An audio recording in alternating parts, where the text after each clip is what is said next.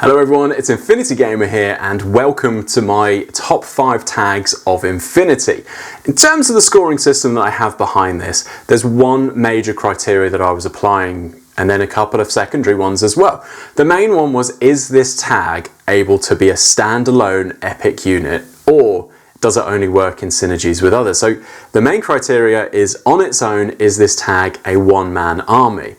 Then in terms of secondary considerations, it was things like how versatile is it? How many threats can it take on? How well can it defend itself? What's the points value looking like with regards to what it can then bring to the table? Without further ado, let's jump into number 5 of this list, the Sphinx. Now this might surprise a lot of you. The Sphinx, love it or hate it, is a very capable unit. It came very close between this and the Cutter for the number 5 spot, but the reason the Sphinx won out was because I basically looked at the two and went, one-on-one, which one do I think would win? And the Sphinx just won out, because despite being very similar points, abilities in terms of the mimetism -6, the camouflage, the hidden deployment, armor levels, I think ever so slightly different, but it was the fact that the Cutter doesn't really have a close to mid-ish range weapon threat.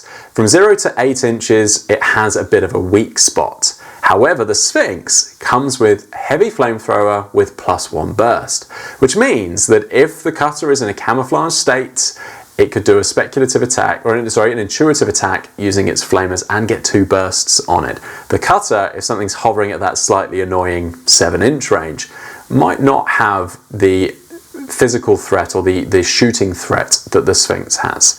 A couple of other reasons why the Sphinx is so good. Obviously we know it's going to have surprise attack because it has camouflage, it's got hidden deployment which is horrible, it's got plus damage on its Spitfire, it's got a 6/6 move, which means it can really motor up the board too. CC20, just in case you do get within close combat. It also has terrain total, which is an excellent thing in Season 13, because if you're playing on a mission that has Antarctic territory, terrain total units get a +1 inch move, which means this is a 7-inch first short skill move on a Sphinx, which is horrible if that's a camo token with mimetism -6 coming at you to surprise shoot you. Armor 6, BTS 6, structure 3, it's going to be hard to remove from the table in a typical gunfight. The Sphinx, a very solid number 5 in my book. So what occupies the number 4 spot? That, for me, and controversially I think, is the Gecko. The reason the Gecko gets the number 4 spot is because of value for money, really. It's the profile that I really like is the 51 point Mark 12, because the Mark 12 is a great gun, especially in combination with the bonus to the damage. But it's only 51 points. Now, I've got heavy infantry in military orders that cost as much as that, and they do not come with the profile that this thing is rocking. Damage 17 on a Mark 12 is difficult to sustain, even with cover and decent armor. Damage 17 is a big chunky amount of damage. This thing's armor 6, BTS 6, and structure 3, so it has very much the same stat line as the Sphinx, but costs almost half as much. It's cheap and effective. Yeah, same cost as some heavy infantries, but more durable and can pack a punch. So the Gecko making the list at number 4 pretty much because, bang for buck, it's maybe one of the best value tags that I could see that can also do quite a lot and be a standalone army. Before I get into the 3rd position of this list, I'm going to go into some honourable mentions. Now, mostly because I want to avoid too many people raging at me because their favourite tag didn't make the top 5. These ones almost did, but there was 1 or 2 things holding them back. The first one on that list is the Iguana. The reason why I like the Iguana, it's not amazing in a lot of ways, but it has a really cool escape system mechanic to it, which I hadn't seen on anything else until really doing this list. That escape system means that when the tag is taken down to structure 0, it ejects the pilot. And this pilot isn't some useless little crab bot thing with a flash pulse. It's packing an HMG. So you've just dealt with the tag, like the Iguana, and then, as a reward, you get a nice little unit on the table that has an HMG to shoot at you. Really cool. It's a nice mechanic I hadn't really seen before, and that's why the Iguana makes the honourable mentions list for just being cool. The second tag that makes the honourable mentions list is the Marut.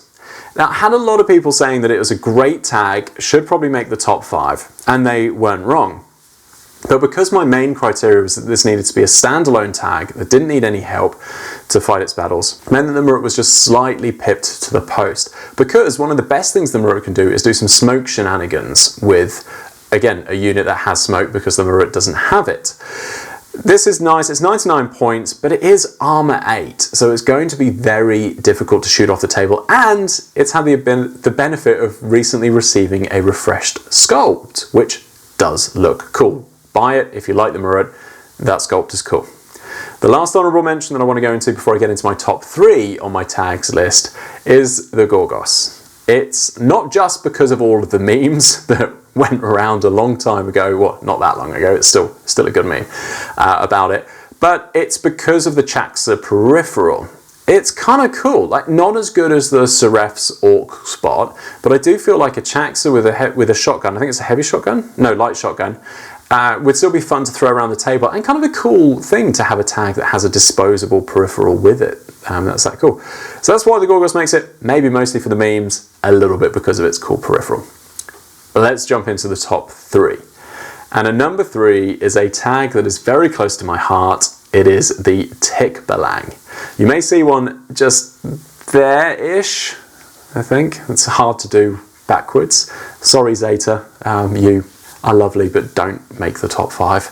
The Tikbalang does though, and the one I'm focusing on here is the main Pano one, because there are 2 different profiles for it. In military orders, the Tikbalang loses its mines, which is just crazy to have on a tag, is shock mines, but gets a APHMG instead. Now, I do think the Pano Tikbalang is maybe a bit more versatile.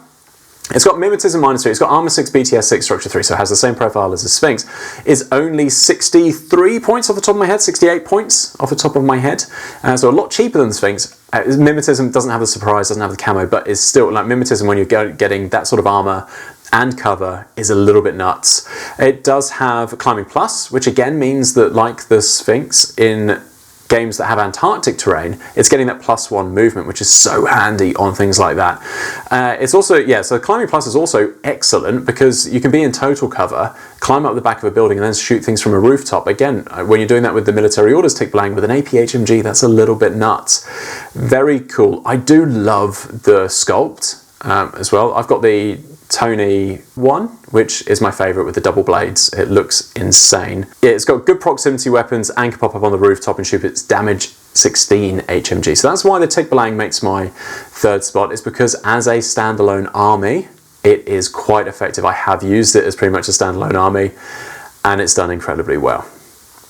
In the number 2 spot is maybe one of my most controversial inclusions in this list. Now there's only 5 inclusions, but I think I still would have probably rubbed up a few people the wrong way. This is the Maghariba Guard, Maggie, as she is thankfully more commonly known, because pronunciation is definitely not my strong suit. This, to me, is one of Infinity's coolest minis. It's one of the biggest, if not the biggest, and it has got to be, pound for pound, one of the heaviest too. It's got 360 visor, which is horrible on a tag because one of the only ways you can really, well, one of the ways you can deal with the tag is to sneak up behind them sometimes. It has ECM -3, which again means that hacking or Contronic attacks, you're at a -3. Hacking is like one of the ways you deal with a tag, and this one has a -3 penalty to that. It's harder to isolate. It's got the multi-HMG, that goes to damage 16, so it's going to be shooting you off the table, and other weapons get +1 damage too. It's got baggage, which is nuts in 2 ways. So one of the ways it's nuts is because it takes this 85 point tag to 105 points in missions that give an extra bonus 20 points to baggage, which are things like Supremacy, and other ones, Frontline, I think it's another one where you're stealing. But in the other way it's nuts is because it can reload itself. So it's got mines, I think it's even got like a mine launcher or something, mine dispenser. And when you've run out of mines, you just reload yourself and just keep doing it. It's nuts. It's crazy. It's 85 point mine dispenser is my profile of choice in this one. It's got +1 burst, heavy flamethrower, so again has that short range. If anything's coming at it, it can very much deal with it from any angles because it's got the 360 visor. And it's got so many options for pinning down the enemy. You can place mines, you can shoot, yeah, it's just crazy. The points is, I think, very low for something that is so good. You know, this is, for 85 points in some missions, a 105 point model unit that can sit in a quadrant and will be almost impossible to move. Like, it is crazy. I think it's very underappreciated in Infinity. I have played it a couple of times. Almost impossible to get rid of. Like, everything that you would typically throw at a tag pretty much doesn't work on this, apart from something like EM mines, all that sort of stuff. Yeah, absolutely crazy. I think it's very underrated, and that's why it gets the number 2 spot on this list. The number 1 spot probably isn't a surprise to most players. It is the Combined Army Avatar. I tried really hard, I promise you, to not even get this in the top 5. And if I did have to put it in the top 5, I didn't want it to get the number 1 spot. But no matter how I looked at the profile, there was just no way it couldn't occupy the top spot. It is expensive. It's 118 points. But just off the top of it, what it brings is nuts. And now, again, not thinking about how this plays with the rest of the army, in terms of a 1 army unit, it's bringing an extra order. It's bringing an extra command token. It's bringing Strategos level 2, which, again, that's all things that are beneficial to this unit on its own. It's also got mnemonica, which is annoying because it means that if you do kill it, it can then pass its lieutenant thing onto another unit. So you haven't even put them in loss of lieutenant, even when you do kill the Avatar obvious lieutenant. It's got Sepsitorizer, which is horrible. So again, if you're sending like a CC unit into it, if it survives, it probably won't be your unit for long. I hate that. It's just horrible. It can't be possessed, which is, again, one of the things that you would do with a tag, especially one this powerful. It's got BTS 6, which makes it hard to hack, even if you do get a hacker into profile. It's a good counter would probably just be 3 berserking Varangians. Like, that's the only thing I could really think of. Like, some real cheap unit that you don't mind. But again, you've got to basically send 3 to take that structure down. Yeah, it's just nuts. This unit is crazy good. Though I couldn't think of a reason as to why it shouldn't be in the number 1 spot. The model looks cool too.